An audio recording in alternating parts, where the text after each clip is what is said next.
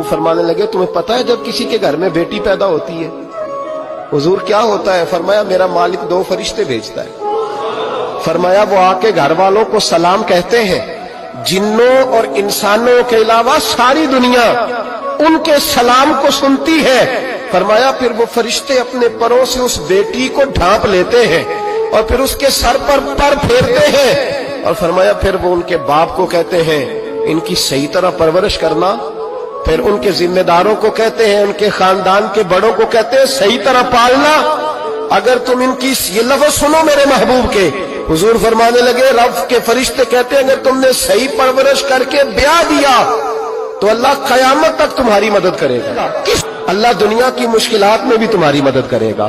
गोया हुजूर फरमा रहे हैं, जब तुम मरने लगोगे बेटी की परवरिश करने वालों, तो रब करीम तुम्हें कलमा याद करा के तुम्हारी मदद करेगा और नकीरैन के सवालात कब्र में आसान करके तुम्हारी मदद करेगा और कब्र में जन्नत की खिड़की खोल के तुम्हारी मदद करेगा।